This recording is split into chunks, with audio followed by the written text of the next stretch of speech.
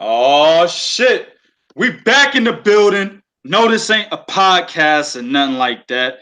Just a little bit of shit that needed to be addressed after all the events that took place tonight. We had a lot of fights. We had a lot of fuckery going on. You know what I'm saying? And of course, as you know, 2K likes to address the fuckery. By the way, man, I got a lot of shit I gotta say, bro. Prodigy will be back on a regular schedule, making videos again like we did in the past. You know what I'm saying? Because I just had too much shit to address, and it's like, bro, I need to get this shit out there, bro. You know what I'm saying? I look at the YTBC. I look at a lot of cats making videos on YouTube. There's so much disinformation going on. It's not even fucking funny, B. You know what I'm saying? Like cats is like, hey, I got a microphone and I got a computer. Hey, I can talk boxing on YouTube. That's how these cats are, bro. So when I see that shit, I'm like, and you see, these niggas got like 6, 7, 10, 30, 40,000 subscribers. Some of the dumbest motherfuckers on the goddamn planet, on the tube. You know what I'm saying? Don't know shit about boxing. Got all these damn subscribers. So I blame myself that all these people had to migrate their asses over to these cats. I'll be back, man. But first, let's go ahead and discuss this. Bo, you done went off, man. No, I'm still here. No. I'm not talking about that. I'm saying you done went off. Like you done went off prior to this. Yeah, I did. And my thing is this, man. I'm gonna ask you the question. I want you to just handle it. You know what I'm saying? After Terence Crawford made Amir Khan quit, and yes, he did quit. After he made him quit, Bob Arum had the audacity. this motherfucker had the audacity to say that the reason why Errol Spence versus Terence Crawford is not made yet is because of Al Haymon. Now, I'm not going to take none of your talking points. I'm just going to add this one little tidbit. You know what I'm saying? Yes. How the fuck can it be Al Haymon's fault when on the conference call that none of you guys know about, y'all don't hear about this. This is media. I think, Bo, you did the Terence Crawford Amir Khan conference call, right? Yeah, I did that, and I was on the conference call. I think you're about to say. Okay. Well, yeah. That's enough, though. I just need that one. Okay. You were on that one. Bob Arum specifically said, if Terence Crawford defeats Amir Khan, I will be calling Al Haymon. Yes. To negotiate an Errol Spence fight. How the fuck is it that it's Al Haymon's fault prior to you making the statement come to fruition about if Terence Crawford defeats Al Haymon, Terence Crawford defeats Amir Khan, that you'll call Al Haymon? Did you call Al Haymon right before Amir Khan quit? And then Al Haymon said no. You know what I'm saying? How is that possible? That's a contradictory statement he made in the ring, bro. Yes, it is. Go ahead, Bo. Listen, man, the bottom line is this right here, okay? As far as I'm concerned, because a lot of you guys are going to try to find some type of belief in Arum, because I've come to realize something about fans. Fans will believe something they said about someone they don't know by someone they know even fucking less. For the sake of my life, well, that's that sheeple mentality. Yes. You know what I'm saying? Yes. That's what that is, bro. That's exactly what it is. But on top of that, Bob Arum's also told us that Errol Spence and Terence Crawford is a fight that needs to be built. This is what he said. On top of that, how is it Al Haymon is preventing Crawford and Spence from fighting when immediately when Crawford got to 147, his two fights was lined up, which was Jeff Horn and Jose Benavidez. That was immediate. Then Khan just came out of thin air. There was no talks of rumors of you talking to Al or anything prior to Khan being said. So how the fuck can Haymon be holding up a fight when you never talked to the motherfucker? You never, like, soon as Crawford got to 147, immediately he was fed to Jeff Horn. Right after Jeff Horn fight, the very next day, it was talks about him fight Jose Benavidez. Yeah. Okay, so there was never talks of, oh, I called Al Haymon, or they're talking to Al Haymon, or they're working the fight. There was that never fucking like that was never even a whisper, right? But you want to talk, and then you make a statement like Haymon don't want none of his fights fight top rank fights. I'm sorry, Felix Diaz, John Molina Jr. I'm just saying, you know, I mean, they did fight Crawford, okay, but I'm sorry, Al, didn't you keep or prevent Jose Ramirez from fighting Regis Prograis? Wait a minute. What was his name again? Regis Prograis, Jose Ramirez. Oh yeah, that guy, the guy the that WBC 140-pound champion. Yeah, and Regis Prograis is the guy that said, I was waiting to get that fight being the WBC interim champion, but they basically bullshitted me, so I just said, fuck it, I'll go to the WBSS. I'm correct, right, when I say that, right? Yeah, well, no, they found out Regis entered the WBSS, so they gave him a date knowing that would be too close to him having a fight with the WBSS. That's what it was.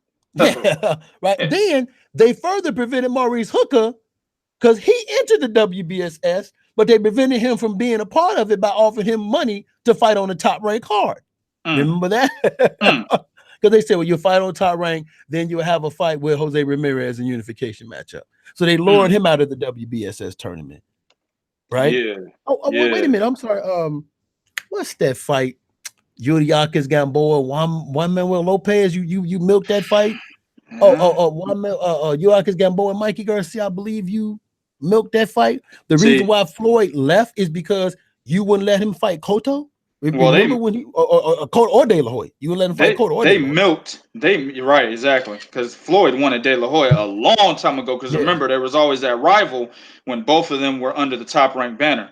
De La Hoya used to always run his mouth about Floyd Mayweather. So Floyd was like, fuck it, I'll fight this motherfucker and show you niggas that he ain't on my level. And Bob was like, no, we're not going to have any of that. Both of you guys are my cash cows. Right? So the whole thing, what you said, what's my guy's name? Juanma and Yuriorkis Gamboa. Yeah. Oh man, they milked the fuck out of that to the point where Juanma couldn't even last no long. He couldn't last no more, dog. He said, "Damn, dog, how long you gonna fucking have us milking this shit? Damn, I'm about to get knocked out by Orlando Salido now." You know what I'm saying? Exactly. Mikey Garcia said, "Dog, how long you gonna have me sitting there waiting, nigga? Fuck it, nigga. I don't want to fight for you no more. Fuck it, I'm out." Yep. You see what I'm saying? Yeah. So this is the king of marinating fights to the point where the meat is burnt, nigga. But hold on, 2K. This is the crescendo. Yeah. How can you accuse Haymon of not making a fight when you are the very reason we're being prevented from seeing a rematch fight happen? As soon as Tyson Fury signed on ESPN, fight done, not happening. 2020, done, nigga, not happening 2020. So let me get this straight. It's okay to make Crawford and Spence right now. Haymon's preventing that, but it's not okay to make Fury versus Wilder. That needs to build to 2020. The fuck? A rematch needs to be built. You know what's funny to me about the whole situation about how he states that Al Haymon is scared for his fighters to get losses. You know, Al Haymon could have easily used Charles Martin as a guy that Bob Arum is using Jose Ramirez like, right? Yes, exactly. Understand Jose Ramirez's next title defense is a garbage one. I can't remember who the fuck it was. Ray Beltran. Beltran. That's his next title defense. You know, all of his title defenses have been garbage. You see what I'm saying? The only real fight he had is when he beat Amir Khan, and then to be honest with you, that might even be hold on. Might not be a real fight. Not Amir Khan. Not Amir Khan, Amir Khan. So my point is, Al Haymon could have done the same thing with Charles Martin. He had him fight that cat, Glasgow. I can't remember his first name. The nigga ruptured his knee or some shit, tore his ACL, fight over. Charles Martin becomes the IBF champion. He could have allowed Charles Martin to fight a bunch of bum-ass niggas to make him a bigger entity at heavyweight, bigger than what he should be, right? Charles Martin is trash. but Al Haymon could have made him look good. You see what I'm saying? Yeah. Fighting 3-4 bum ass IBF niggas, and then fed him to Anthony Joshua. But he didn't do that. Or Deontay Wilder. Right. But that's not the point. Hold on. Yeah. Oh, he didn't do that. He didn't do that. He didn't. He said, you'll fight Anthony Joshua right now. So how is it that he's afraid for his fighters to get O's? He's afraid to put his investments in tough fights when this could have easily been, like I said, a situation where he would have had a bum-ass champion looking like a great champion beating up a bunch of bums like Jose Ramirez is doing right now. Not necessarily bums, but guys that we already know he can beat. That contradicts that, bro. It not, wait a minute. It grossly contradicts it because, correct me if I'm wrong, but don't both Sean Porter and Danny Garcia got losses? Oh, my bad. They got losses to each other. Okay, I understand that. Exactly. Who is Tim Bradley losses to? Oh, that's right. They're the two same motherfucker. Okay, all right, okay. So did Timothy Bradley fight a Keith Thurman like Pacquiao's about to fight a Keith Thurman right now? Did Timothy Bradley? Matter of fact, wasn't Timothy Bradley ordered to fight at Errol Spence? Yep. How come Timothy Bradley did face Amir Khan at 140? How come Khan didn't get Pacquiao? So I mean, when I boil it all down, like, why isn't Miguel Cotto got Floyd when he left? Top rank. Why is Oscar De La Hoya fought Floyd when he left? Top rank. Why is it Mikey Garcia got better fights when he left? Top rank. Immediately after he left, like he took 2 years off.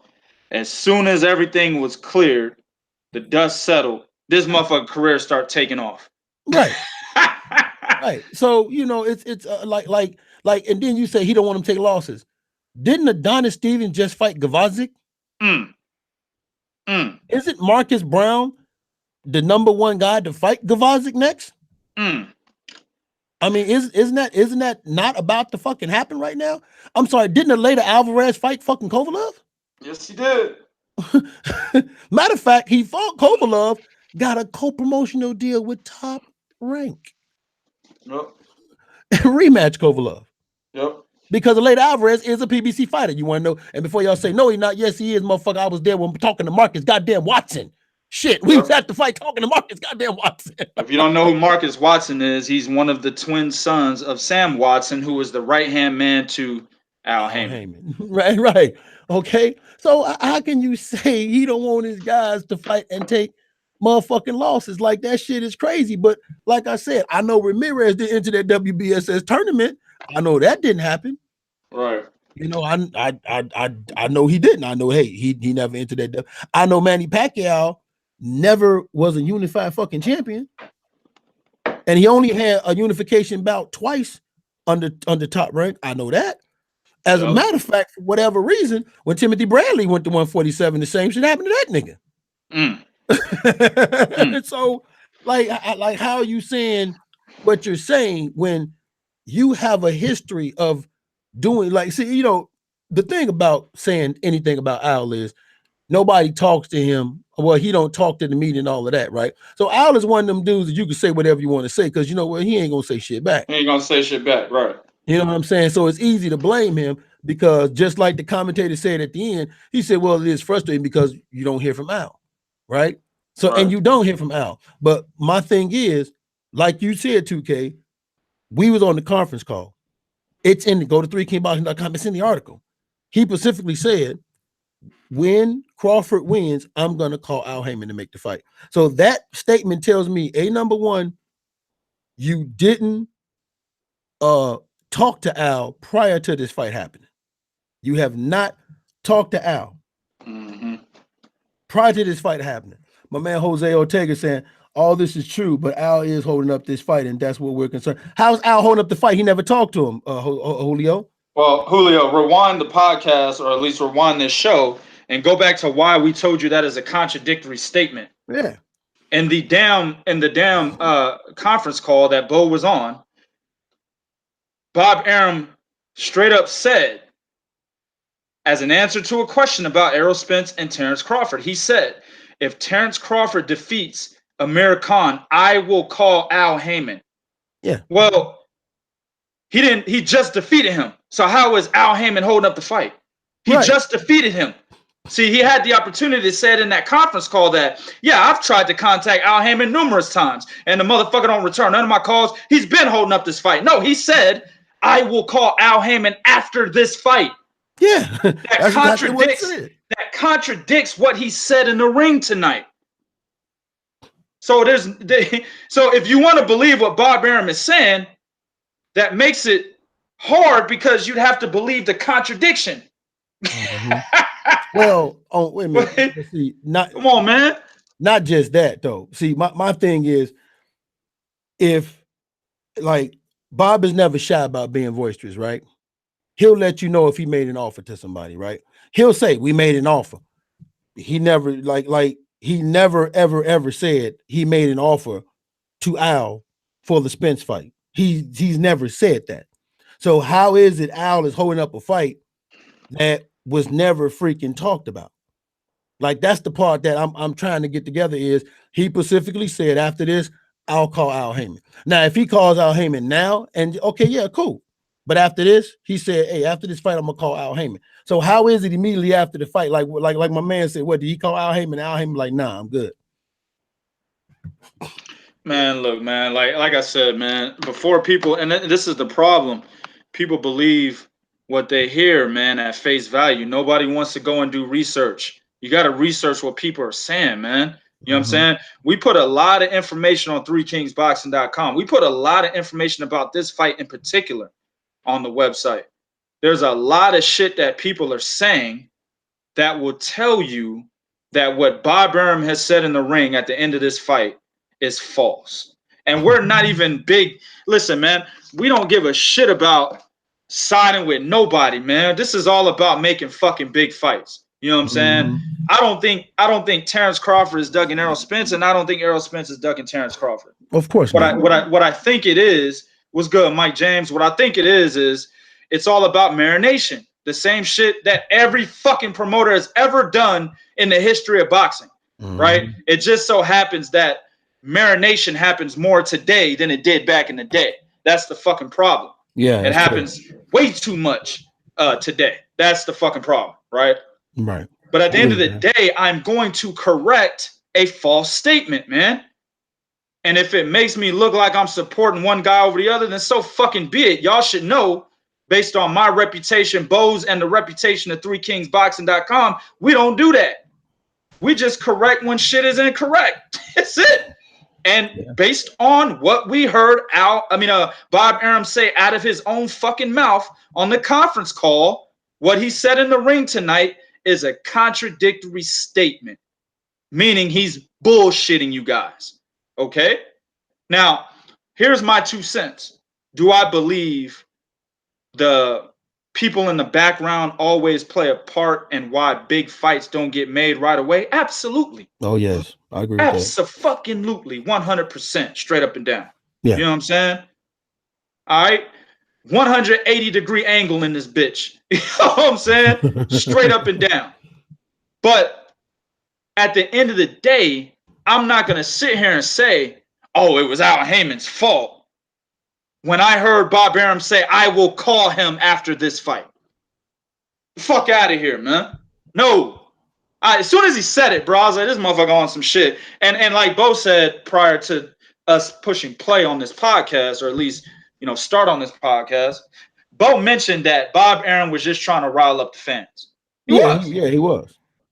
Absolutely. Listen, let me say something. I don't have a problem with him doing it. He's a pro. I don't either. I don't have a problem with it either. Absolutely. My thing is, motherfuckers actually buying into that. Like, whoa. Do y'all have y'all not listened to some of the shit that Bob has said? Right.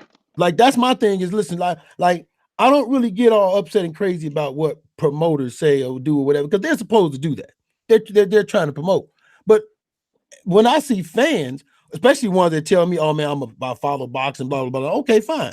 Then you should know that this is what Bob just said less than a week and a half ago. Yep. So how is it he just said this a week and a half ago, but now Al is holding up a fight? And mind you, there's been no rumors at all that these guys talked. Let me ask you something. Who the fuck was in it? Was it Max Kellerman? I don't even remember who interviewed him. Was it Max? No, it was Who interviewed Bob Arum? That Hispanic cat. I can't think of his name right now. Bernardo Asuno. Yeah, Osuno? yeah. All right. I think it was him. All right. Why the fuck didn't he ask him? Well, did you give Al Haymon a call? Well, you know why he didn't ask. Yeah, it's a fucking top rank event. That's why it's on ESPN, right? Yeah. And that is the reason why dumbass Max Kellerman is sitting up there saying, yeah, you know, Al Haymon gets a little bothered when people talk about him. Nigga, how the fuck you know? Exactly. Nobody talks to Al Haymon, nigga. Yeah. You ain't got no inside information on Al Haymon and how this motherfucker feels unless you talk to Sam Watson, who ain't gonna tell you shit neither. No. Floyd Mayweather not gonna tell you shit neither. Those are the guys that are close to Al Haymon. So how the fuck do you know what bothers Al Haymon? Okay, and that's why I like Andre Ward, dog. They listen, they pay him, but he's always straight down the fucking middle, dog. Yeah, whether you like always what he has say or not. been. Whether you like what he say or not. Yeah, I had always no problem. has been. I'll say this to anybody. I don't care. I had no problem when Andre Ward said what he said about Deontay Wilder. Well, might not want to take the fight and move on. I had no problem with that. Before we get into that, let me finish my point. Andre Ward immediately countered that shit and said, yo, I'm not in the in crowd, so I don't know what Al Haymon says. If Andre Ward ain't in the in crowd, then Max little ass Kellerman definitely ain't in no fucking in crowd. So that's what I'm saying. When they say stupid shit like that, it's bias and it sways the fans into thinking one way when they should be thinking another. That's my problem with a lot of these motherfuckers in boxing, man. A lot of these entities that are involved in the sport. Okay? Max Kellerman does not know Al Haymon. Probably don't even know what the nigga looks like. You know what I'm saying? You don't know him. No, you don't. And that's why I love the way Andre Ward made that statement directly after that. He said, I'm not in the in crowd. Right, because you know Andre Ward would be way more in the in crowd. He would be way more, let's say, privy to anything that a lot of these secret entities in the sport, right, would be saying behind the scenes than a fucking Max Kellerman. That's true. Fuck out of here, bro. Yeah, that's my problem, man. You got niggas taking that, and then they get on this podcast or get on somebody else's show or get on social media and run with that dumbass logic, man. It's ridiculous, bro. It's ridiculous, man. Hey, Brandon Maurice, who on this podcast said it's Bob's fault? Tell me who on this podcast said it's Bob's fault. Nobody said it was Bob's fault, bro. Rewind the show. Rewind the show. We just hold on, bro. We just said 30 seconds ago, maybe 45 seconds ago, that it is the fault of both sides because we think both sides have a fucking problem. You know what I'm saying? Making the fight. We just said we're not going to say it's one side or the other. We just said that. Yep. Yeah. Damn, bro. All right, man. What did Prophet HD say? He said, hold on. He said, I'm back to talking that shit. Max had the nerve to say Crawford did more in this performance than Errol did versus Mikey. Look, I agree with that. Prophet, you ain't talking shit. Not yet. Not yet. Actually, but see, here's the thing, though. When they was trying to make the comparison of as far as more creditable, right? And my thing is I felt that Errol over Mikey was more credible from a standpoint of how more accomplished Mikey Garcia is and has been than Amir Khan going into a fight where we all knew his chin, if you touched his chin, that would be it for him. And he's never done nothing besides be a silver champion in the welterweight division. Right. See? So, yeah, that part is, he said, no, I'm just speaking to Jim. Y'all think Spencer's willing to make the fight next? Listen, man, they all, Julio, they all in cahoots together. That's what I'm trying to say. This is Pacquiao Floyd all over again. Exactly. They're all in cahoots together. They'll make the fight when it's time to make the fight. They made Pacquiao versus motherfucking Floyd, right? And that's an Al Haymon fighter right there. So they made that fight. So they'll make the fight when it's time to make the fight. They're in cahoots together, just like Wilder and Joshua. Wilder has no problem fighting Fury, But when it comes to Anthony Joshua, for whatever reason, that fight ain't happening. But Joshua can fight Dominique Brazzelli and Vladimir Klitschko. But when it comes to Wilder, we hold off. They're in cahoots together, man. Yep. Mike had a good point. Ultimately, all parties involved are responsible. Again, Arum is taking his time with this fight, just like he did with putting Oscar and Tito Trinidad together. Exactly. Yeah, he definitely didn't want that. Oscar was calling for that fight. Yeah, actually was. I remember that too. Calling for that fight. So that was another situation like Canelo Alvarez and Erislandy Lara, where the promoter's like, no, we don't want to do it. No, please. Yeah. And the fighter's like, no, I want this shit. That's what happened there. You know what I'm saying? That's why we ended up getting it when we did, right? But yeah, I mean, at the end of the day, this is why I say, and we've talked about this on the podcast, this is why I say you cannot align yourself with any of these fucking entities, man. No. Align yourself with the sport, not with Top Rank, not with PBC, not with Frank Warren, not with fucking Eddie Hearn. Stop aligning yourself with these fucking entities and align yourself with the sport that allows you to see things much clearer. You know what I'm saying? Well, see, but see, here's ridiculous. The thing. This is the problem. This is what you have to understand. People today are not aligning themselves with the sport. Do you know what they're aligning themselves with? The motherfucker that got the most followers, the motherfucker that got the most clicks, the motherfucker, you know what I'm saying? Yeah. That's what they're aligning themselves with, dog. It's not about the sport. It's about who's the most popular, who's the most talked about, who got the most likes. That's what they're aligning themselves with. Exactly. And that's the fucking problem. You know?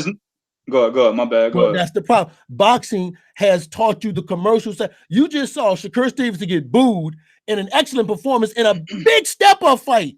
For 8 fucking fights, this dude he fought is a former world champion contender.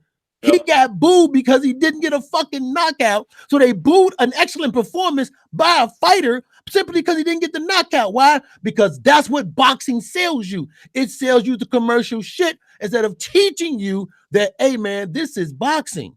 There's, some guys are technicals. You're not always going to get the knockout. They don't teach you that shit no more. They don't teach you the fucking sport. There's no more Howard Cosales. There's no more Dr. Freddy Pachenkos. There's no more Bobby Chazes. You don't have that no more. You just don't have that no motherfucking more. You got Timothy Bradley. Oh, God, this motherfucker right here. God damn. Hold on, man. Hold on, because I want some Timothy Bradley ass. No fucking homo. You know what I'm saying? I'm about to get on that, bro. Hold on. Brother Brandon, he said, Al Haymon never seems to get any blame, in my opinion. He protected niggas over there. All right. So he protected Jared Hurd. Hold on. He protected. Hold on. He protected Jared Hurd from Erislandy Lara. He protected Jermell Charlo from Tony Harrison. Wait. He protected Erickson Lubin from Jermell Charlo. He protected Dominique Brazzelli from. I ain't done, bro. I got you, bro. Hold on, man. Bro. I'm on a motherfucking roll. He protected Danny Garcia from Keith Thurman. He protected Keith Thurman from Sean Porter. He protected Sean Porter from Danny Garcia. Hell, he protected Sean Porter from Yordenis Ugas. He protected Adrian Broner from everybody. Yeah, he protected Adrian Broner from shit. Adrian Broner was thrown in the fire with Sean Porter. Man, that was one of my easiest predictions that year. Yeah. I was like, oh, this nigga about to tackle Adrian Broner. It's about to be a fucking 10-yard loss, nigga. 10-yard loss, B. Turnover on downs, nigga, when they announced that fight. I knew it. But he didn't seem to be protecting Adrian Broner from, being sacked. For 12 rounds. You know what I'm saying? Come on, man. Stop it. We love y'all's opinions, but don't get bullshitty in here, man. Yeah, but you know what I'm saying? Understand something, though, dog.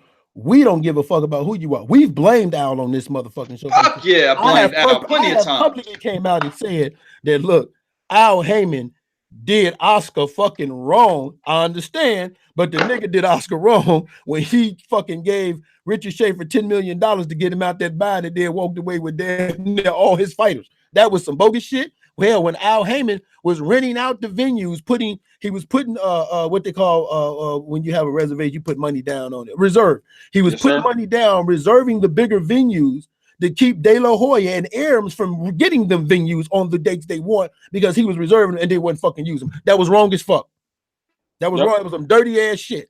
Okay. Over here, that's what I'm saying. Over here, dog, we ain't aligned to no fucking body. We align with boxing and the fucking truth.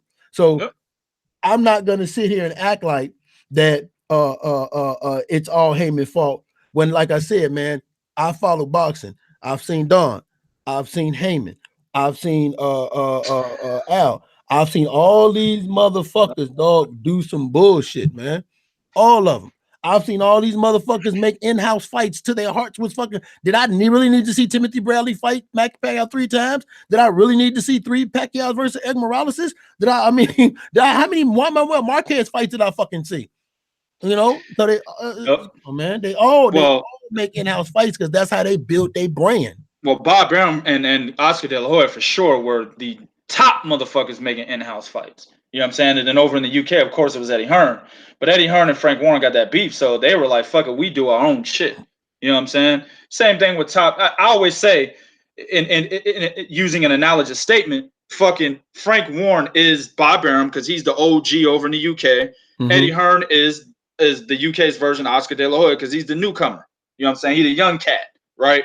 It was the same kind of beef. Now, the in-house fight thing has been happening for a very long time. This is throughout the history of the sport, man. Yeah, because that's how they build their brand. That's how they build their brand. But this is the thing. See, Brandon, my man, brother Brandon, he said in-house fights, and in that case of fights like Harrison versus Charlo, that was a tune-up gone wrong, and others were Mandos, brother.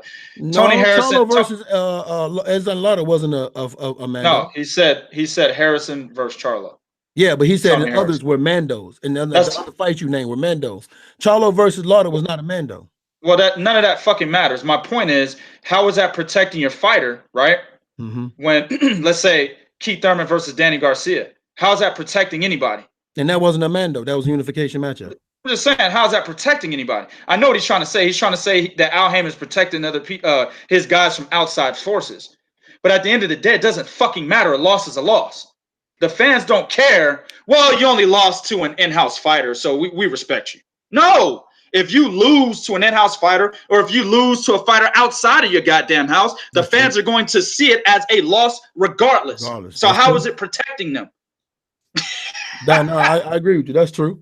Makes no fucking sense. But my thing about it is okay, then if you feel that way about it being in-house fights, then you got to look at Bob having Jeff Horn fight, saving Jeff Horn, not allowing Jeff Horn to fight one of the other welterweights in PBC. He saved Jeff Horn for who? Terence Crawford. He made Jeff Horn wait for Crawford. Okay. Yeah. And that was the fight he made, was him versus Crawford. How about Gilberto Ramirez? No unification matchup. The longest reigning motherfucking champion, no unification fucking matchup. None, not a one. Right. See what I'm saying? So right. All right, man. Timothy Bradley. Timothy Sadly, as I call the motherfucker. Oh shit. What you got on Tim, man? What's wrong with Tim, man? I think he's a great guy, a great commentator. He's great. What do you got on Tim, bro? Man, let me hold on, man. Timothy Bradley talking. Hey. Timothy Bradley is an all-around. He's an all-around great guy. What's your problem? What is your beef with him, dude? I need the 140-pound that nigga is going. I don't know what happened to that 140-pound Timothy Bradley. You know the dude that was fighting Holt, Devin Alexander, Lamont Brewster. Motherfucker was mean. He was mean mugging you, all doing the interviews, mean mugging you in the back. I need that motherfucking Timothy Bradley come back. This punk bitch made beta fucking male, top ranked company man, 147-pound Bradley is pissing me the fuck off. This motherfucking dog had the nerve to sit and say when dude got hit with a punch in the Soul Effect era, oh, he could have got back up.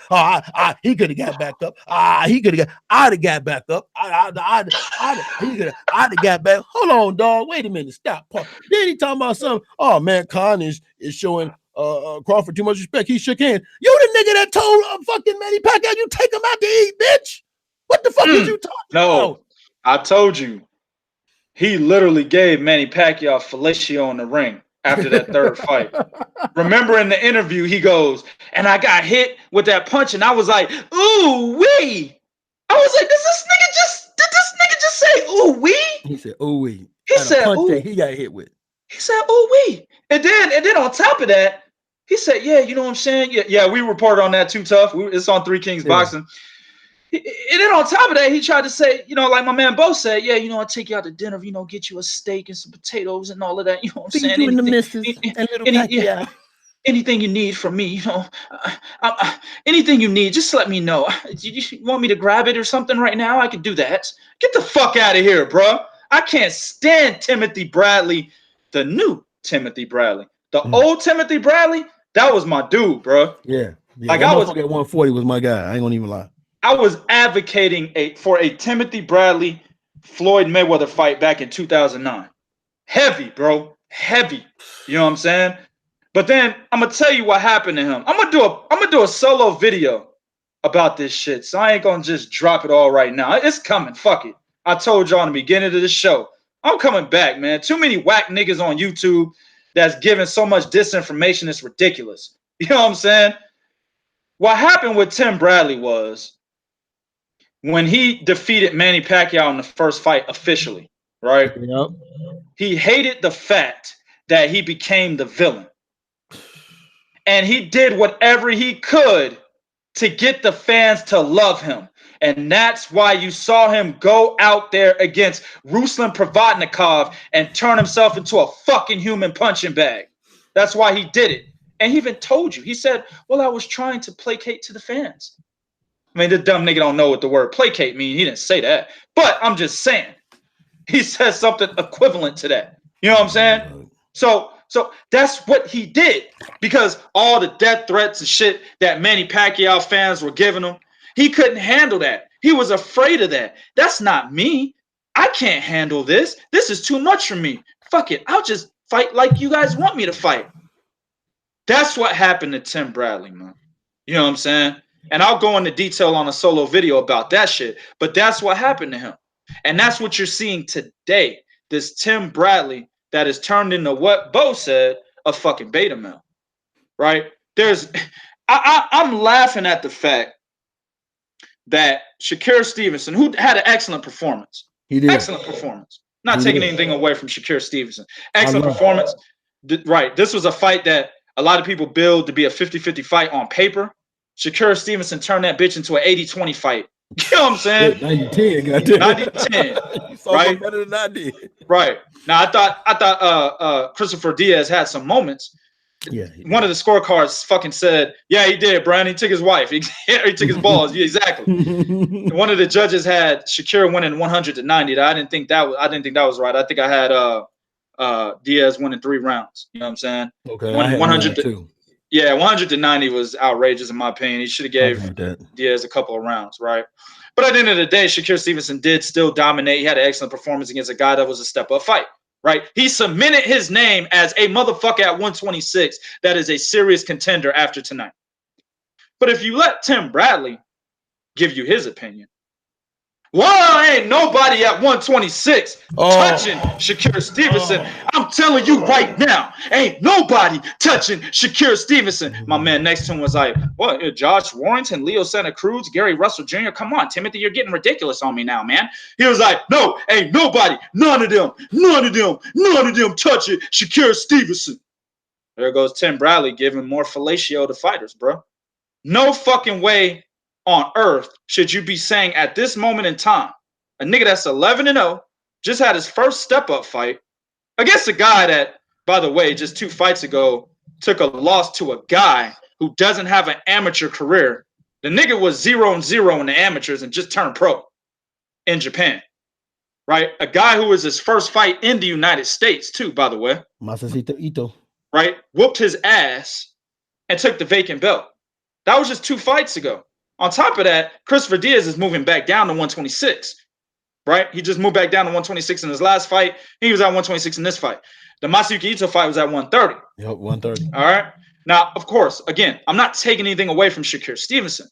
But at the same time, there is an argument for anybody who, loves Christopher Diaz for any fucking reason. You know, they're fans of him because he's Puerto Rican, etc. There's an argument out there where cats can say, yo, he wasn't fully recovered from the Masvidal fight. Wasn't. Possibly. Who knows? Right? So to say that nobody's touching Shakur Stevenson right now because of this fight? Get the fuck out of here. Are you kidding me? Man, listen, bro. I'm not picking Shakur Stevenson against Gary Russell Jr. No. I'm not picking Shakur Stevenson immediately anyway against Leo Santa Cruz. Hell no. And I'm not immediately picking Shakur Stevenson over Josh Warrington. No. I'm hesitant. Hold on. I'm hesitant to pick him over Oscar Valdez. Right. I'm hesitant. Think he might win that one, but I'm hesitant. Now, all of these fights I just mentioned, I would have to see some training camp to say, yeah, Shakur Stevenson beats him. Mm-hmm. When the fight's announced, I will have to see both fighters in training camp. Who's taking the fight seriously? Who's training the right way to be prepared for the opponent that they got? All of that shit. I have to look at all of that in order to say, yeah, Shakur Stevenson will beat Gary Russell or Leo Santa Cruz or Josh Warrington or Oscar Valdez. Okay? So, man, get the fuck out of here, man. And that's, again, like I said, the problem with these commentators swaying the fans, man. Go ahead, Bo. Well, listen, man. This is the same Timothy Bradley. Hold on, help me out here because you know I'm old. I'm old. You know what I'm saying? I'm old. You know, I'm 35 by US, but I'm probably older than that according to my Cuban birth certificate. You know what I'm saying? Right. That's probably gonna go over some of y'all heads. Okay, but correct me if I'm wrong, but wasn't Timothy Bradley a unified champion at 140 pounds? I believe so, yeah. Okay. Yeah, so sure it's the same Timothy Bradley that when it came to Garcia fighting Thurman, he said, I don't believe that fight's gonna happen. They said, why? He goes, I haven't seen the contract. Nigga, when did you ever see a goddamn contract for two other motherfuckers? Two other motherfuckers fight? Yeah. I got news for you, Timothy. I ain't seen your motherfucking contract when you fought fucking Pacquiao or Marquez. What are you talking about? I ain't seen the contract. When did you ever seen another entity's motherfucking contract? Like they gonna call you up, Tim, I got my contract. It's right? Like this. He said that. Then they asked him, well, would you fight the winner? He said, for what? He said, well, the winner would have 2 belts. Well, I need 2 belts for most sanction fees. Wait a minute, nigga. You didn't care about them sanction fees when you was at 1 motherfucking 40, bitch. Them sanction fees didn't seem to be a problem when you was at 140 doing your goddamn thing. But then to sit back and say that Shakur Stevenson, who had his way with a fighter who might have some mental instability because of his first loss of Masvidal to Ito, right? To say that a fighter, Shakur Stevenson, that we've yet to see go through difficulties or make adjustments or need to make adjustments. You're telling me he beat these other fighters that we've seen have them hardships, come out of them hardships as victories, make the motherfucking adjustments on the fly that they need to fucking make? Okay, know how to counter you when you're fast? Like Gary Russell Jr. is just as fast and just as athletic. So you're telling me Shakur Stevens beats Gary Russell fucking Jr. right now? Right now? Damn, dog. Like right now? That's so disrespectful. You know, and we're not blaming the kid, Brandon. We're just saying we're talking about Tim Bradley. Tim Bradley is the expert analysis, right? And I'll move to what Bo was talking about how Teofimo Lopez hit Edis Tatley with a shot to the solar plexus. And he's sitting there with his little 5'2" ass talking about, man, I've been hit there before, man. I got back up. He could have got back up. Andre Ward was like, bro, the punch was hard, man. It was a heavy shot, man. He couldn't get back up. Nah, nigga, I would have got back up. And Andre Ward again was like, all right, Tim. Yeah, right. No, Andre Ward had hold on, family. Right, yeah, he took it right out of my mouth. That's what I was trying to say. He goes, yeah, you're Timothy Bradley. You know what I'm saying? So yeah, I mean, it's like it's even Andre Ward in this fight. Andre Ward seemed to be upset. You know what I'm saying? Like not upset, but bothered by Tim Bradley and Max Kellerman. He just seemed to be bothered, man. You know what I'm saying? Like, he's like, damn, I'm around a bunch of dumbass niggas. You know what I'm saying? I'm getting paid. Corporate nigga. I'm around a bunch of corporate niggas. Right. Now, let me there was a comment I wanted to read real quick, man. Good point, Michael. Good point. You know what? You right point, Mike. And I said ever since then, that motherfucker lost a lot of respect from me when he did that one. All right. W. Robinson 211 said, I'd pick Shakur Stevenson in a girl fight in these streets. In these streets. Actually, hey, the originator of that was in the chat, my man Kashad. I don't know if he's still here or not. He's the originator of In These Streets. We got that from him. Man. Shout out to that nigga. You know what I'm saying? But yeah, you know, it is what it is, man. And Prophet HD says, stop stoking the fire. Stevenson didn't fight a girl. He was fighting a dude. The girl got in the way and he moved her and kept fighting the dude. Yeah, when you look at the tape, he was trying to punch the guy. The girl was in front between him and the guy. He was trying to punch the guy. The girl got in the way. She got hit. And then you see Shakur Stevenson shift to his left and move her with his left arm. Now, the dude that actually punched the girl, he looked at her and then punched her was David Grayton. He did that. He did. You know what I'm saying? Yeah, he did that. Grayton did that punk ass shit. You're right about that one. Yeah, David Grayton definitely hit the girl. He fucking looked at her and pulled back and hit her straight up and down. Yeah, because when I first saw it, I thought Shakur went behind the girl, stepped behind and hit her in the back of the head. But when you look at it further, he went by to reach around to hit the dude, and he wound up hitting her. Yeah, word up. Andre always looks annoyed at them. That's my man, brother Brandon. Yeah, for real, he does. And today he was really annoyed. I mean, he just, even at the end when they were talking about pound for pound, you know what I'm saying? Andre Ward was like, well, shit, I'm still, where I'm at. Terence Crawford is my number one pound for pound. Then the other cat, I have no idea why the fuck he's even on the panel. He does like all the interviews and shit in the locker room and stuff when Christina Poncher's not doing it. He was like, well, I still got Vasyl Lomachenko, as my number one pound for pound. All them cats talk like that. Dumb niggas. I still have Vasyl Lomachenko for my number one pound for pound. Listen, man, one thing I did see is that I saw Terence Crawford get hit in this fight. I didn't see Vasyl Lomachenko get hit in this fight against Anthony Crolla. So he's number one. Yeah, but Andre Pedraza, his face was swollen. Well, my point is that was the fight before. You got to do the last fight that they've had. Oh, and he's saying he didn't get hit against Anthony Crolla. But when the fuck does that matter? And if we do look at that, Anthony Crolla is not better than Amir Khan. No shit. No shit. Makes no sense, bro. No shit. I'm saying, bro. These dudes are stupid, man. Hey, hold on, dog. Wait a minute, dog. Jesus, bro. Dog. Hey, man. I didn't hear him say that. This motherfucker said, your pick for number one pound for pound is based off of a motherfucker not getting hit in the fight. Yeah, that's what he said. And Andre, you should have seen Andre Ward's face after he said that. Ward had this face like, all right, nigga, whatever, man. Like his face was priceless, bro. Like, all right, nigga. I'm telling you, bro. Oh man, if that's the case, ESPN top 5 pound for pound, this is fucked up because they got number one Vasyl, number one Crawford, number 3 Canelo Alvarez, number 4 Errol Spence. He get hit in the face all the goddamn time. Number 5 Gennady. Sure do. Gennady Golovkin. Oh Lord, Jesus. Pound for pound.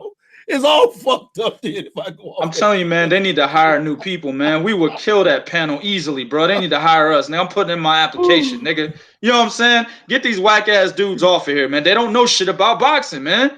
It's ridiculous. They can't call a fight to save their life. Bro, they had Christina Poncher calling a fight. I can't remember. I can't remember the guy's name, but he's a prospect. Can't remember his name. I think it was Joshua Gray Jr. No. I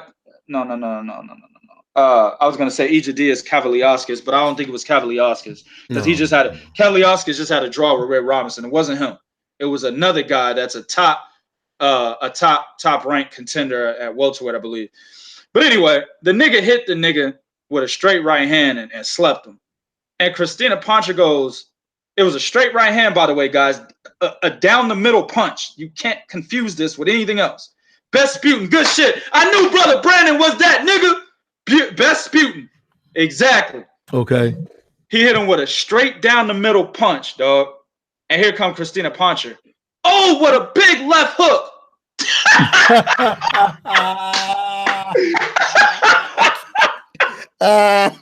Bro, even my wife, who is a casual, she just supports what I do. She supports Three Kings boxing.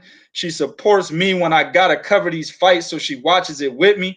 Even my wife was like, that didn't look like a left hook. I was like, it wasn't, baby girl. It wasn't a left hook at all. You know what I'm saying? Shout out to the beautiful, shout out to the beautiful Mrs. Shea who goes out there and works hard and does everything for Three Kings Boxing. We definitely really, really appreciate you. And I'm saying all this because I don't want it to hit me in my head on September. Right up. But I'm just saying, man, like it's getting ridiculous, bro. Like they need to get these people off the fucking TV screen because these are the same people. Listen, when they see them on TV, casuals are automatically going to believe what they say. Automatically. Well, he's on TV, so he's got to be correct. And these are some of the worst motherfuckers that are talking boxing. I'm actually upset with Tim Bradley because Tim Bradley is a guy that you would expect to know what he's talking about 100% of the time. You know what I'm saying? They don't know. It's like Michael Jordan, bro. The best basketball player. I'm not saying Tim Bradley was the best boxer, but I'm just saying. Right. Michael Jordan is one of the greatest basketball players of all time. Is the greatest in my opinion. Sucks as a GM. Right? Sucks as a GM. Can't pick a fucking Kwame Brown. Kwame Brown. That's all. Kwame Brown. Kwame Brown. That's all. Yeah, that's all I can say. All I gotta say, Kwame Brown, dog. Number one pick in the draft, 2000, right? 2001, one of them years. I think it was 2000 because Kenya Martin was 2001, right? So that's what I'm saying, bro. Like, Tim Bradley is the same thing, an elite fighter, but can't call a fucking show, man, to save his life the right way, right? Go over to DAZN. What did Sergio Morris say recently, bro? I made a post on this on my Facebook. When Jaime Munguia lost to Dennis Hogan, should have been a loss. Right? Yeah, yes, it should have been. Jaime Munguia is in the ring basically saying, you know, what he said. You know, he talked about how, yeah, you know, I thought it was a closer fight than what the scorecards thought. You know, an anomaly in boxing. Fighters typically don't say, oh, I thought I lost or I thought it should have been a draw. You don't really see that from fighters when they get the win, right? Look at Sean Porter and your Dennis Ugas. Sean Porter was like, I won that fight. Nigga, shut the fuck up. You know what I'm saying? That fight should have been a draw like a motherfucker or you Dennis Ugas win. That nigga said, I won the fight. You know what I'm saying? But anyway, what's his name? Jaime Munguia is in the ring basically talking the truth. Nigga, they get down to the commentators. This nigga Sergio Mora, hold up. The guy next to Sergio Mora was like, hey man, you know, credit to Jaime Munguia. This was a closer fight than the scorecards read. And he actually said in the ring that it was a closer fight and it should have been a closer fight. Credit to him. You know, he's actually telling the truth. This nigga Sergio Mora said, well, fighters are always telling the truth. They're always honest. And the guy goes, what do you mean they're always honest? Sergio Mora's like, no, they're always honest. They always tell the truth. You know, the only fighter in boxing history that probably didn't tell the truth when he actually lost a fight was Evander Holyfield. But other than him, all the other fighters. Yes, I remember. Yeah. Oh, my God. What the fuck is he talking about? Oh, whoa. You're telling me the only fighter in boxing history that is said that he didn't think he lost a fight when he really did was Evander Holyfield, nigga? Why are they hiring these guys? Dude. Go ahead, Bill. Go ahead. Dude. I asked myself this question about fighters. How much of the actual history of the sport do they know? Lennox Lewis acted like he was whooping Vladimir Klitschko's ass. Vitaly. Right, Vitaly. He was acting like he was whooping Vitaly Klitschko's ass when that fight got motherfucking stopped. Okay? Right. I've never in my life seen a fighter. What's that motherfucking name that he dethroned Bernard Hopkins, got knocked out in the Super 6 tournament early? Jermaine Taylor. I've never in my life seen a fighter happy about a draw like Jermaine Taylor was when he fought Winky Wright. He was happy. He was jumping all up and down. That motherfucker was so happy. Emmanuel Stewart walked the fuck away and didn't coach him no goddamn more. Okay? So for him to say what he said is that the only fighter to have never been honest is Pacquiao always had an excuse for his loss. His losses are never clean. Nope. Except for Marquez when he knocked him out. That's it. But his losses are never clean when he takes that L. So Sergio Mora, man. Oh, Nigga, man. fucking Jesse Vargas. Jesse Vargas was losing. This nigga lost 11 straight rounds to Tim Bradley. Got lucky with a punch in the 12th round and had him wobbled.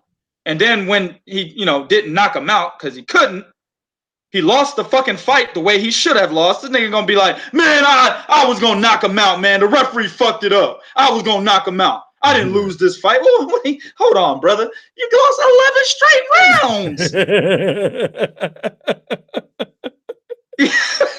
Yep. This fight was getting ready to be 120 to 108, but you got lucky and sat down on a punch by accident, nigga. You didn't mean to sit on it. You accidentally sat on it. It was by accident.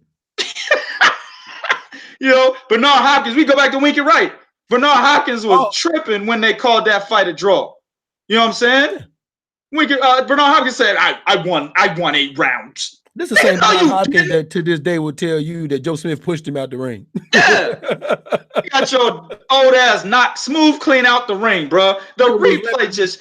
And was limping with a bad ankle and shit. The replay shows a clear punch to the dome, knock out of the ring, bro. And he's still walking around saying that shit. Wait, 2K. The nigga got up and was walking with a limp. Yeah, right. This nigga was so, hey, bro, he was so fucked up. He didn't even know what part of his body was injured. This nigga's head hit the ground. And this nigga got up and said his ankle was hurt. Yeah, word up, Brandon. He said Bernard ain't never lost a fight if you ask him. Hell nah. Hell no.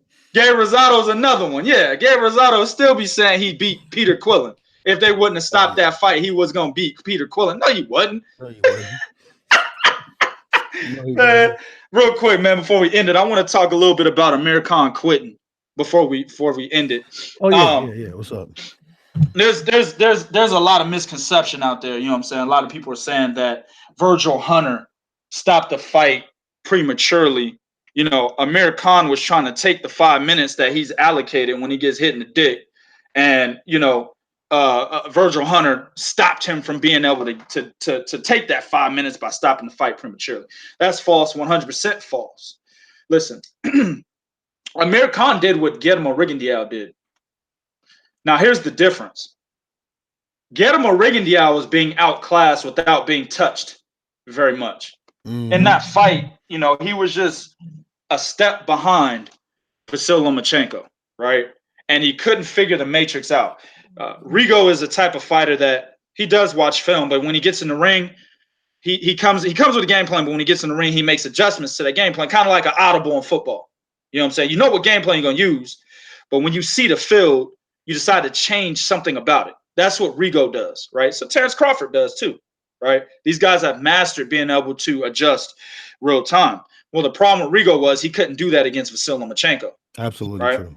He wasn't getting hit very often at all. He wasn't getting touched up that very much at all, right? Fight was very uneventful. Just couldn't figure him out. That's the only difference. Amir Khan was getting his ass beat.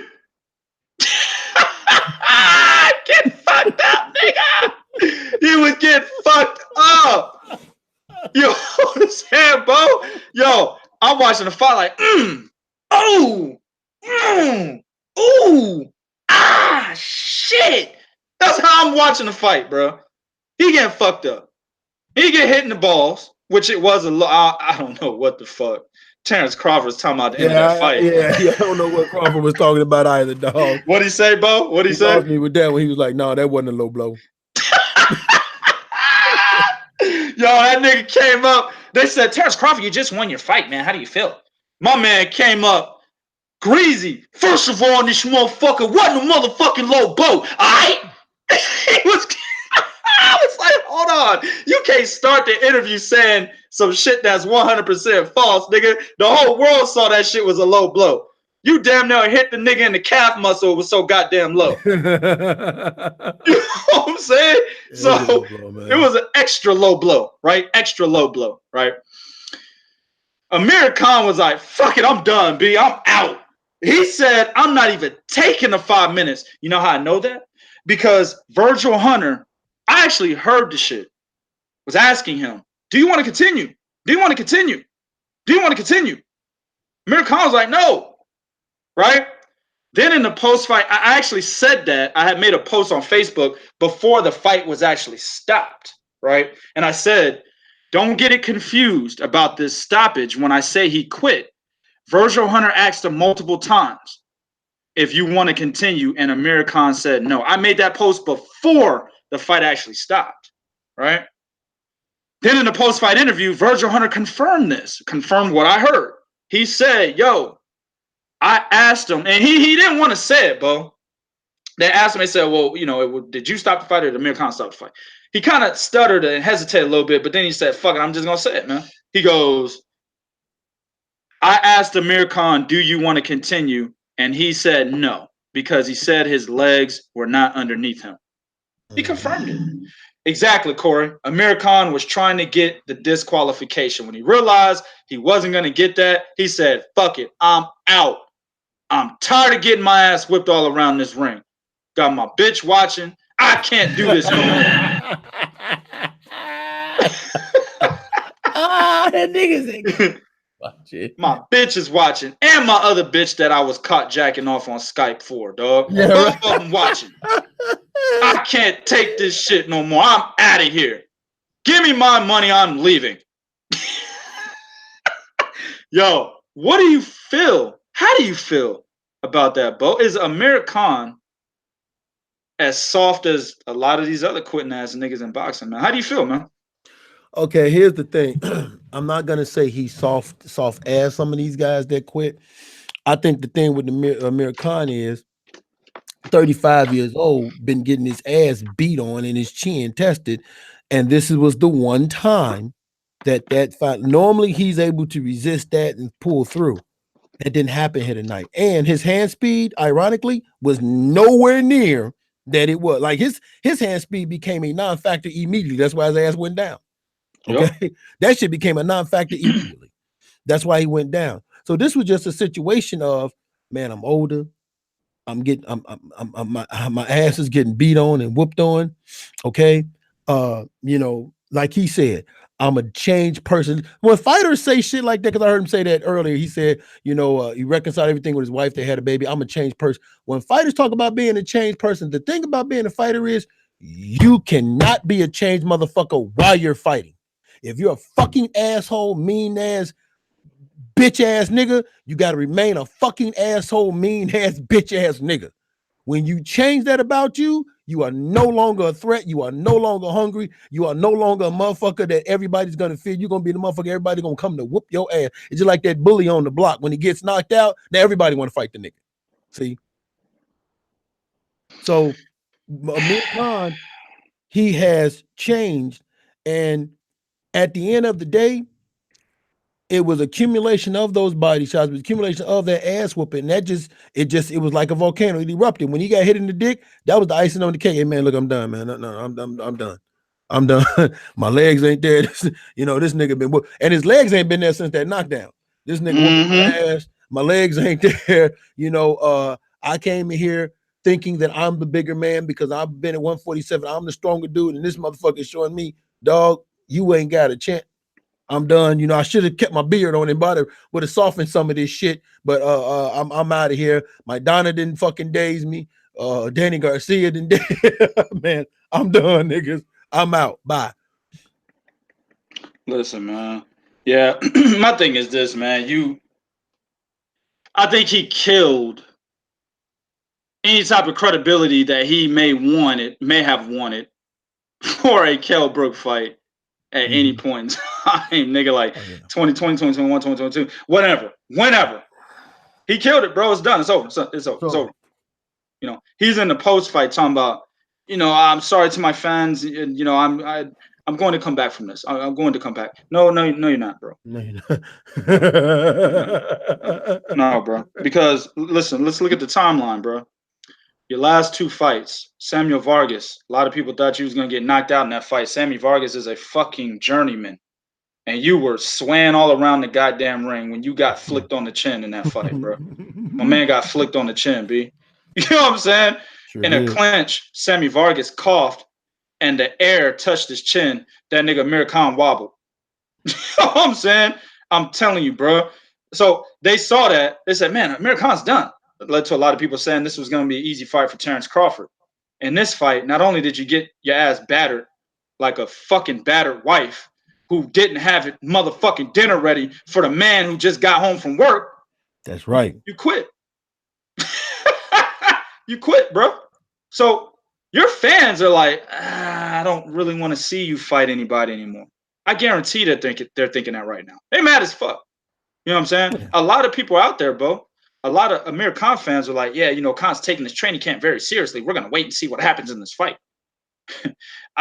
After this fight, I ain't seen nobody say nothing. While you talking and shit, while I'm talking too, because I can multitask, I'm looking on social media to see who's talking about what. I'm looking at it too. Ain't nobody saying a goddamn thing that was pro Khan prior to this fight. They're quiet. Yeah. You know what I'm saying? And they have good reason to be quiet because, dog, here's the reality, right? For whatever reason, according to ESPN, Amir Khan was the top 10 welterweight. I don't understand how that was, because if you look at Khan's resume at 147, it's no different than the Josecito Lopez or Luis fucking Collazo or anybody else, right? Yep. But the reality is, though, Amir Khan has maintained a certain status that we can say should not have been given to him and should have been known that we need to pump our brakes back when Brandon Prescott. Brandon Prescott, yeah. you know I'm just fucking around. But back when Brandon Prescott had knocked his ass the fuck out. See? And back then, motherfuckers been pumping them brakes. So he's enjoyed a lengthy run for basically really underachieving a lot. And I'm just being honest, he's underachieved a lot. He not has lying, a lot man. of, what'd you say? I said you're not lying. Yeah, he's underachieved a lot, but he's been allowed to think I'm an A-level fighter or I'm an elite level fighter with all these fucking underachievements. Yeah. And he's been allowed to think that. And tonight we finally saw in my honest opinion, this is the death of his career. It's the death of his career because who fights you now? Like, what's the benefit of fighting Amir Khan now? If he'd have went 12 rounds, okay, fine. What's the benefit of fighting Amir Khan now? None. Right. So you're basically done, and then fighting Kell Brook, that's over. Your own people ain't gonna watch that shit. That's done. And he turned down the money. He actually was offering more money to fight Brook than this fight. You know what fight is good for Amir Khan right now? I'll tell you, he'll still get a bag. I guarantee he'll still get a bag. Adrian Broner. Yeah. He'll still get a bag. Yeah, he will. You got two degenerate motherfuckers at 147 fighting each other, and they're still popular. Or at least they still got names. He'll still get a bag. This could be a crossroads fight. The winner got to retire. No ifs, ands, or buts. You have to retire. You know what I'm saying? I mean, the loser, sorry. The loser has to retire. No, you said it right the both first time. Both of you motherfuckers. When this shit is over, y'all niggas is done. Yeah. Not Mikey. Fuck that. Not Mikey. Mikey's still a player. He's still a player. Not Mikey. He's probably not even going to be at 147. He'll probably be at 140. Not him. AB and Khan. Those two motherfuckers are not players at all. Right? They're both too big to go to 135. They can't beat anybody at 140. They definitely can't beat any of the top contenders at 147. And they're too little to go to 154. They're both stuck between a rock and a hard place, just like Lamont Peterson was, but he saw the writing on the wall. Lamont Peterson said, fuck it, I'm out there. I can't beat none of these niggas. Right. Well, shit, I'm out. Dog. After the way he got his ass whooped by Lipnitz. Yeah. Yeah. He fought the wrong fight. He fucking fought an inside fight the whole goddamn time, even though he had the height and reach advantage. Nigga didn't box at all. Yeah. That's why he got his ass whooped. But nevertheless, he knew he wasn't going to be able to beat any of these niggas anyway. That's why he dipped out. It was the right decision. We looking at Amir Khan and Adrian Broner like, nigga, we tapping our watches like time ticking, bro. Fuck y'all niggas gonna get up out of here. Nope. Yeah. So they might as well fight each other. Loser gotta go. You know what I'm saying? Listen. They fight each other, right? Every boxing commission around the world should in unison agree to not get these niggas a license ever again. Whoever loses. In unison, bro. Yep.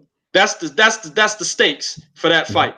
They say You know y'all what I'm license saying? will expire at exactly what time the fight stop? 12:01. 1201. Yep. On some Cinderella shit, nigga. Your boxing license will turn into a leaf, nigga. Straight up, yo. Straight up. But my man, I think it was I believe it was Too Tough that said he wanted us to talk a little bit on Danny Garcia, Adrian Granados.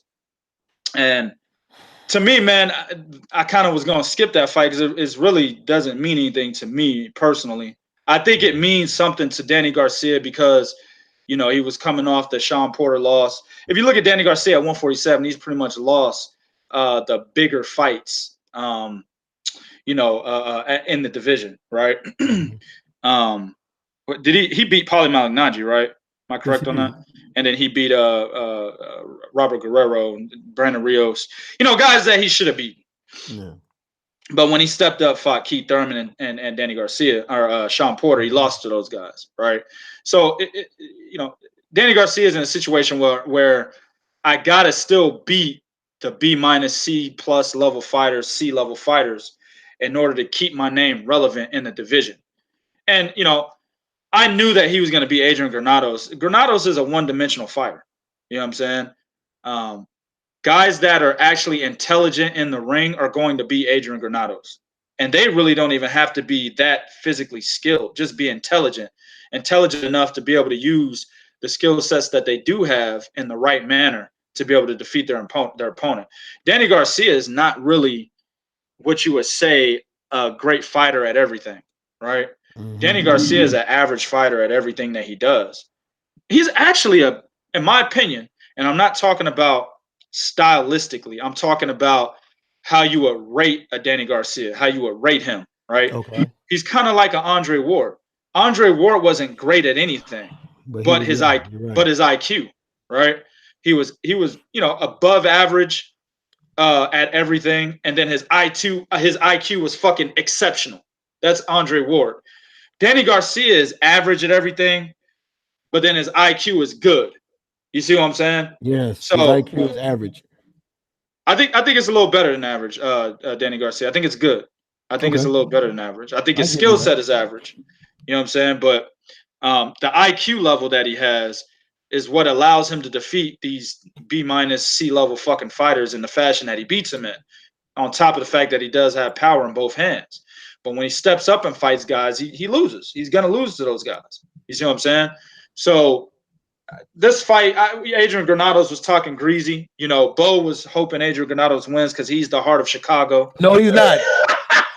It's Joshua Greer Jr. Oh, Joshua Greer Jr. Joshua Greer about to get served, my nigga. As soon as he steps up against any one of them niggas at bantamweight, it don't matter. Right now, he's the pride of Chicago. He about to get super served, bro. Zalani Tate whoops that ass. I ain't even gonna talk about Naoya. Joshua Greer Jr. is gonna mail that motherfucker a goddamn Ghana pillow. Man, you tripping, bro. We ain't even gonna talk about it. Hold on. As a matter of fact, they lucky that he didn't go in the WBSS tournament. He whoop all their ass and be undisputed. This nigga tripping, man. This nigga tripping, bro. That nigga, listen, Joshua Greer Jr. might not even beat motherfucking Ryan Burnett. Fuck out of here, bro. Man, dog, you tripping, man. Look, man, that nigga Corey said Danny Garcia is at 80 on fight night. Yeah. Oh, wow. Yeah, 80 right. My man said his nigga rating is 80, bro. Exactly. On 2K, that nigga's a 70 or a 65 in there. You know, the 2K ratings go from 25 to 99. That nigga's like a 75. You know what I'm saying? That shit is hilarious, bro. But real talk, though, man. But like I said, you know, he was talking greasy and shit, Adrian Granados, but we already knew the deal. You know, Danny Garcia was going to beat him. Now, everybody in the chat, or a couple people in the chat are talking about Manny Pacquiao should be next. And Danny Garcia actually did call out Manny Pacquiao before this fight. He actually said he wanted the winner of he said he wanted the winner of Manny Pacquiao and Adrian Broner. He did say that. He also said he wanted the winner of Sean Porter or Dennis Ugas. He said that. But I think, like everybody else said, I think Manny Pacquiao is the fight for him. And I also think that's the fight for Manny Pacquiao, to be honest with you. I think Keith Thurman, well, I think it's kind of hard because Keith Thurman right now would be the perfect time to fight him. Yes, it will be.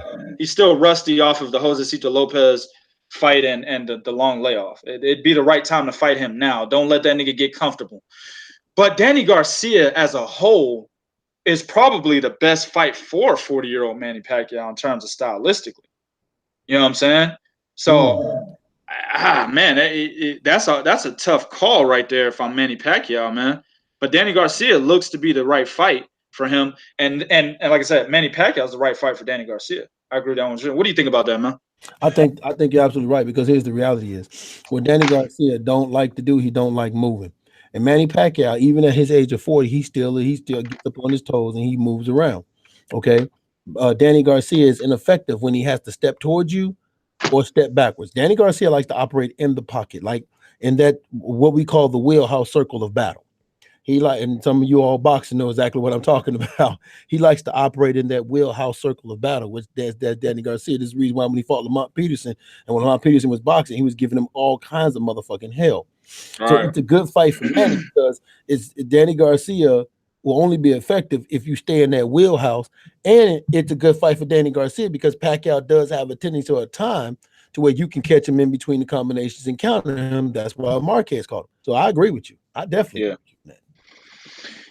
All right, man. Michael Wilson said, fellas, what's your thoughts on the Dillian White versus Oscar Rivas fight that was just announced? We're going to talk about that in depth on Monday. Only thing I can tell you is that is a very tough fight for Dillian White, man. But very dangerous. I'm thinking about doing a solo video about Dillian White. You know, there's... You think about doing a lot of solo videos, nigga. What you trying to tell me? I'm fired?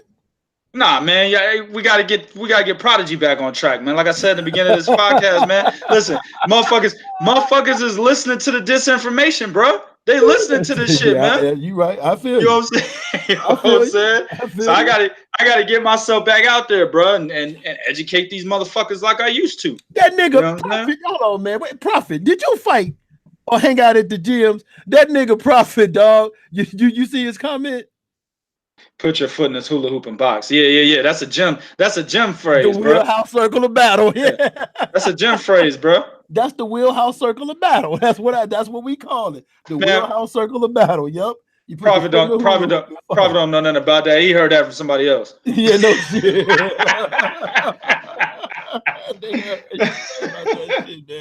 Word up. That's what's up, man. That's what's up. Yeah. Too Tough Talk said Rivas can beat White. Motherfucking absolutely he can beat White. Yeah, he can beat White. Listen, man, it's a Could tough be the fight. best fight of Dillian White has fought since Joshua. I believe that. I believe Oscar Rivas is better than Derek Chisora, Robert Hell Anus. You know what I'm saying? Yeah. He's better than Lucas Brown. Absolutely. Yeah. I agree with that. You talking about a former Olympian, or what was he, a silver medalist or something like that? A former Olympian from Colombia? Yep. Amateur record, impeccable. Yep. Coming off his biggest win against Brian Jennings. In the 12th, and we saw he has a motor. The motherfucker knock you out in the 12th too. Well, them goddamn hands. We met the nigga. Look at them hands, bro. Man. Them hands is fucking. That nigga been laying bricks with no gloves his whole life. I'm telling you, dog. Motherfucker been climbing trees with no rope and shit. I'm telling you, bro. That nigga was building asphalt, nigga. No gloves. You know what I'm saying? This nigga pulling motherfucking pots and pans out the stove, no glove, nigga. No shit. Yeah, exactly. You know what I'm saying? Hell to the nah, bro. Man, did you just say? Oh, he's saying. Well, wait a minute. Are you saying Joseph Parker's better than Oscar Rivas? Because it looked like he got the less than sign going, bro. You know what I'm saying? You got Rivas less than Parker. My man, Too Tough. I don't think Parker's better than Rivas. I think Rivas will knock Joseph Parker out, especially the Joseph Parker we've been seeing recently. Yeah, he knocked him the fuck out. Yeah, Rivas knocks him the fuck smooth clean out. You know what I'm saying? But well, Joseph Parker doesn't have a killer instinct like Oscar Rivas does, and that was the whole thing with him even being a heavyweight. He doesn't have a killer instinct like Oscar Rivas does. Like Joseph Parker hurt Dillian White, but even with hurt Dillian White, that shocked him that he did that in that last round. Yeah, absolutely. I don't know, man. It's a tough fight. But I'm gonna talk a little bit deeper on that. We're gonna talk a little bit deeper on that on Monday, and then I'm gonna do a video on that shit. I might do it tomorrow. I don't know when, but I'm definitely getting back on the saddle, man. Real talk, man, because it's fucking. I'm scouring around YouTube and I'm hearing niggas say some of the dumbest shit, bro. You know what I'm saying? Like it's ridiculous, man. And y'all gotta listen to that shit, b. You know what I'm saying? Niggas just like, fuck, man. I really like boxing. Like, I guess I'll subscribe to him then. I don't believe anything he's saying, but I guess I gotta subscribe to him. Nobody else out here saying anything. You know what I'm saying? You're absolutely right. You're absolutely right. Yeah, word up. Let me look at some comments real quick before we get up out of here, man. I always try to get with the comments before we get up out of here, man. What y'all that was a big win by Ruiz tonight. Yeah, it really was, man. It really was. Virtuoso said Tim Bradley has the same problem as Emmitt Smith. His analysis doesn't make sense. It made me suspicious of them having their brains scrambled. Yeah, man, Ruslan Provodnikov probably fucked some shit up. You know what I'm saying? After that Provodnikov fight, Tim Bradley was never the same. He fought Pacquiao 2 more times and couldn't do anything that he used to be able to do. In that second fight, he started off doing it, but then he said that he hurt his calf muscle, which is a fucking lie. I don't believe that one bit. He said, I tried to knock him out because I hurt my calf muscle, but previous to the fight, he said he was going to try to knock Pacquiao out. So that was your fucking game plan before you even stepped in the ring with him. So how you going to tell me that was your game plan just because you hurt your calf muscle? Fuck out of here. You know what I'm saying? So, Ruslan Provodnikov did a whole bunch of shit to Tim Bradley. Didn't the nigga have a draw with Diego Chavez? Yeah, but that was a robbery draw. He should have beat Diego Chavez. Well, that was Bob smacking him on the hand. Tim said, I want more money. Get out. Get a nigga a draw. Okay, now you cool? Are you cool now? You cool? All right, motherfucker. He said, get that motherfucker draw. Oh shit! What else we got up here, man?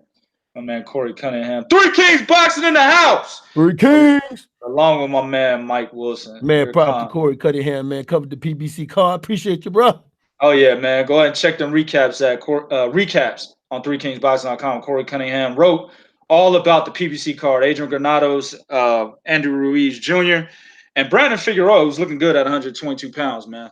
Yes, Corey wrote on all of those guys. Go check that shit out. Joseph Jr. smashes that nigga. All right, anyway, Amir Khan was having nightmares about getting slept. Absolutely. He said T. Craw's that dude. Absolutely, man. Absolutely. W. Robinson 211 said Khan looked like a deer in headlights from round 1. Man, you see his knees, bro? That niggas. Oh. He looked bad, dog. Bro, he looked like he was pigeon-toed in the ring, B. Nigga, this motherfucking pigeon-toed, bro. You know what Khan reminded me of, dog? When I saw it, that nigga.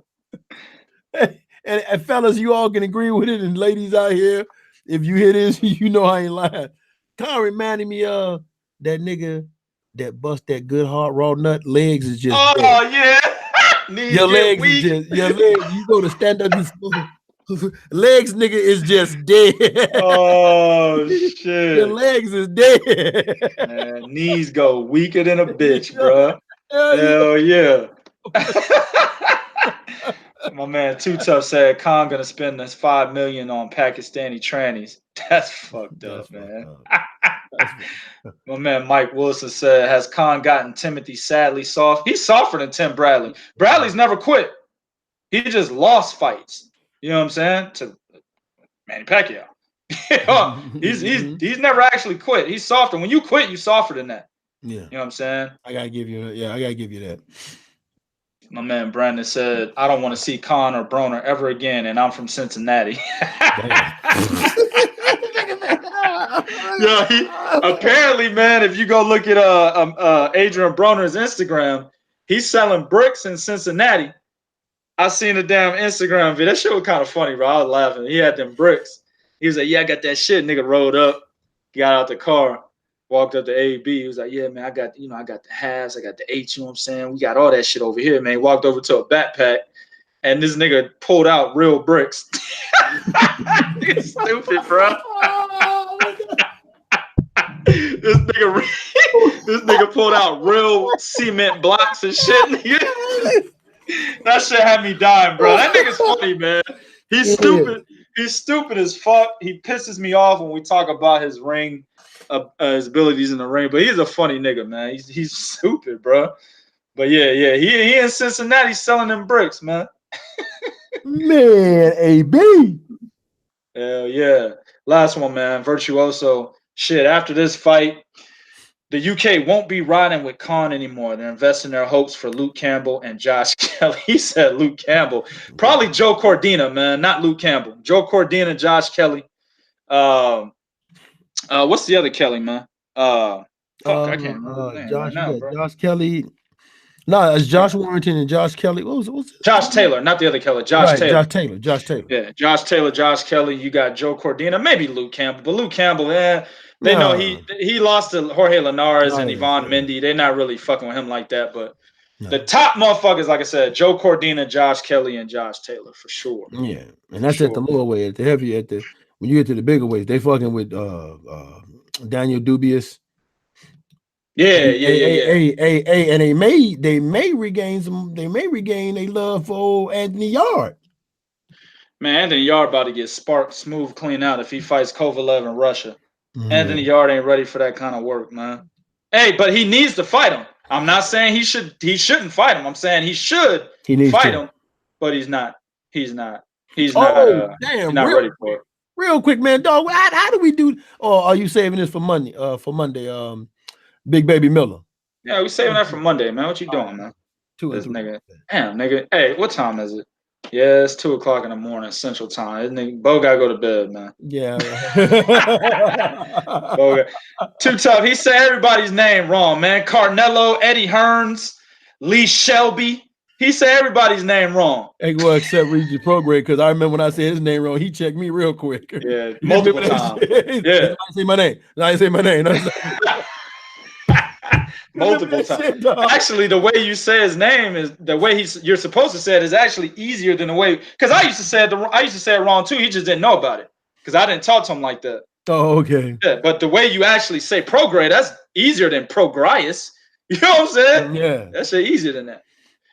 All right, man. Let's get up out of here. Mike said, I see Devin Haney fighting Luke as well for the WBC. That's possible, man. That's possible. Thing is, Devin Haney got that deal with DAZN. He's gonna sign that deal with DAZN.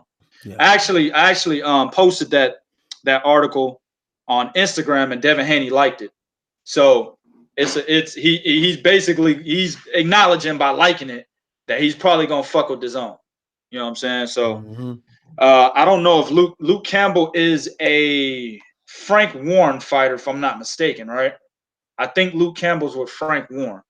Okay. I'm not sure. I gotta, before we close, let me look because I know Josh Warrington was with Hearn and left Hearn and went to Warren, and then Kid Callahan was with Warren and left Warren and went to Hearn. Right. I think Luke Campbell did leave. He's with Eddie Hearn. So that fight could get made. DAZN. Absolutely. All right, man, we're going to get up out of here. Don't forget to go to 3kingsboxing.com and check out the recaps and all the other articles and information we got on the website, as well as interviews. Follow us on Twitter at 3kingsboxing, Instagram at 3kingsboxing, Facebook.com/3kingsboxing. Don't forget about the podcast every Monday and Thursday night, 9:30 Eastern, 8:30 Central, 6:30 Pacific. We're going to be in this bitch, bro. Real talk. And I'm coming back on this channel. If you don't know my style, go back and look at some of the old videos I used to do. I get this shit on and popping, real talk. I work better when I'm solo. Bo be fucking me up. I'm up here like, huh? Hell no, I'm fucking with you, man. I'm like, huh? All right, man. Everybody in the chat, we appreciate y'all, but we out. One. Peace.